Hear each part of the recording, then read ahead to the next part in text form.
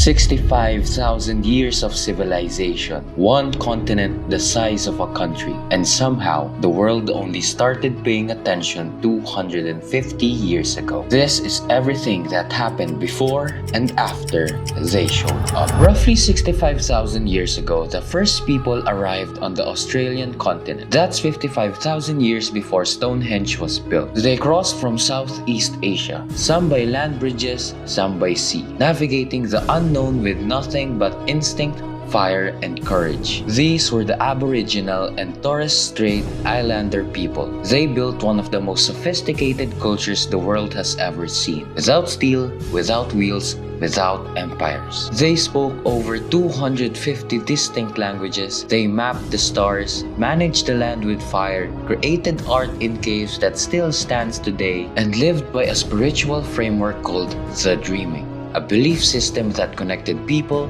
land, animals, and ancestors across time. For 65,000 years, this was their world, and it was enough. Then came the ships. In 1606, Dutch explorer Willem Jan Zoon became the first European to land on Australian soil, touching the Cape York Peninsula in Queensland. But he didn't know what he'd found, so he sailed away. In 1642, another Dutchman, Abel Tasman, mapped the edges of a vast landmass they called New Holland. He claimed it for the Dutch, but again, nobody came back to settle. For over a century, Australia sat on European maps as a mystery.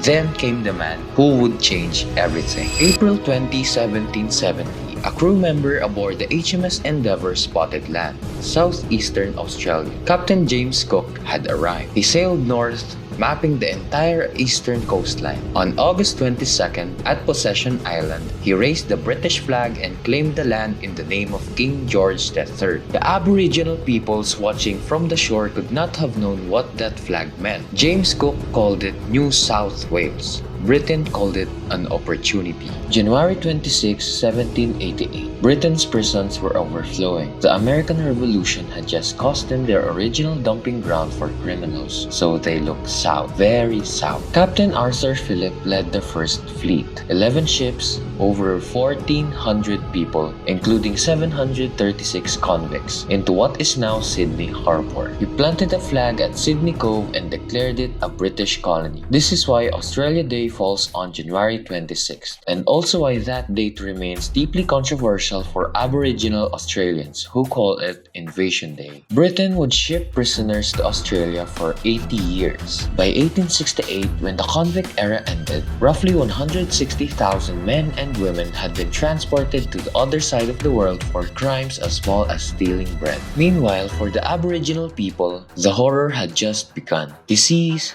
displacement, and violence tore through communities. Populations that had thrived for 65,000 years were decimated in decades. In 1803, navigator Matthew Flinders completed the first circumnavigation of Australia, proving once and for all it was an island continent. Colonies have multiplied. Hobart was founded in 1804, Brisbane in 1824, Perth in 1829. The settlers pushed inward, crossing mountains that many said couldn't be crossed, discovering rivers, plains, and deserts that swallowed men whole. In 1824, the continent was officially renamed from New Holland to Australia, derived from the Latin Australis, meaning southern. February 12, 1851, Edward Hargreaves announced he'd found gold near Bathurst, New South Wales. Within months, Victoria followed. Then the entire continent was seized by gold fever. The Victorian gold rush was extraordinary. Victoria's population exploded from 76,000 to 530,000 in a single decade. Tens of thousands arrived from everywhere. But gold rushes breed tension. Chinese miners faced violent racism. In 1861, over 2,000 European diggers attacked Chinese miners at Lambing Flat in one of Australia's ugliest mob riots. And then came Eureka. November 29, 1854. Miners at the Eureka Stockade in Ballarat, furious over oppressive licensing fees,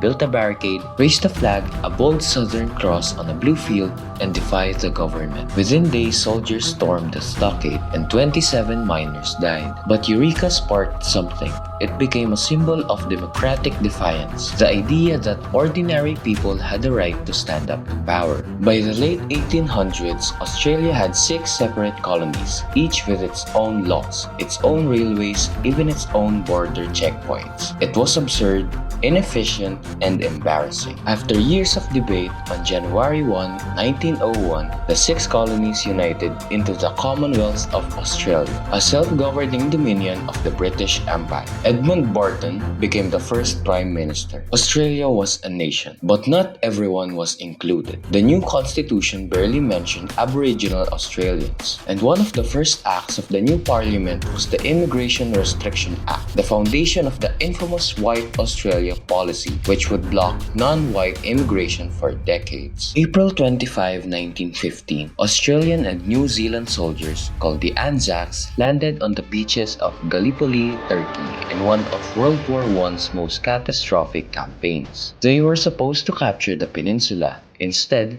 they were pinned down on cliffs under fire for 8 brutal months. Over 8,000 Australians died at Gallipoli. The campaign ended in retreat and failure. But something strange happened. Out of that failure, a nation was forged. The stories of courage, mateship, and sacrifice became the bedrock of Australian identity. Anzac Day, every 25th of April, is today Australia's most solemn national day. The Great Depression hit Australia hard in 1929. Unemployment soared to 29%. Families were torn apart and communities collapsed. Then, just as the world began to recover, war returned. September 3, 1939. Australia declared war on Nazi Germany, hours after Britain did, and this time the enemy came to Australian shores. February 19, 1942, Japanese aircraft launched the largest ever foreign attack on Australian soil, bombing Darwin in the Northern Territory. Over 200 aircrafts, 188 dead, and the city in flames. Australia mobilized everything it had. Over 1 million Australians served in World War II. They fought in North Africa, in the Pacific, in New Guinea's jungle hell. They held the line against Japan as the war crept toward the Australian mainland. By 1945, it was over. Australia had survived, but at enormous cost. Post-war Australia transformed at breathtaking speed. In 1948, the government launched the Populate or Perish immigration program, fearing that without more people, Australia couldn't defend itself. Millions arrived from Britain, Greece, Italy, Eastern Europe, and eventually Asia. The White Australia policy we mentioned earlier was slowly dismantled and formally abolished by 1973 under Prime Minister Gough Whitlam.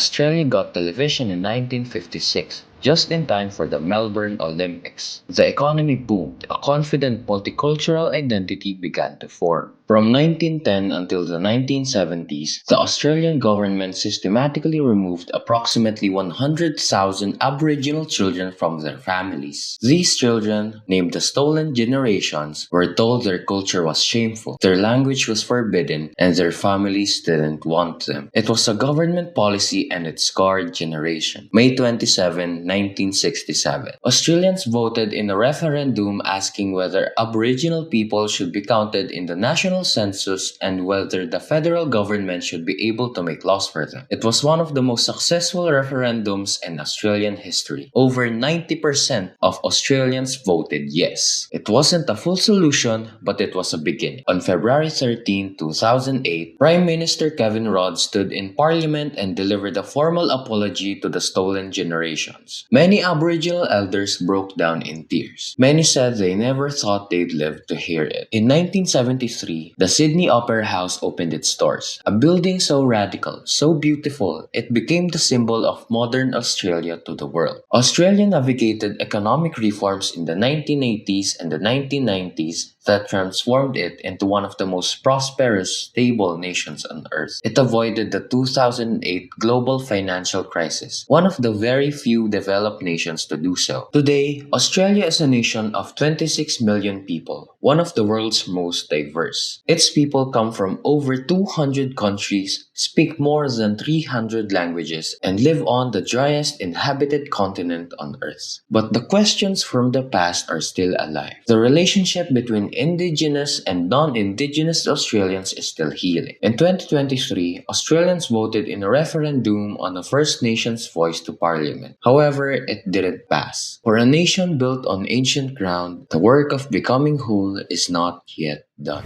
If you'd like more of these videos, please do like and subscribe. Comment your feedback and suggestions because this is our first long form video. Thanks and see you in the next video.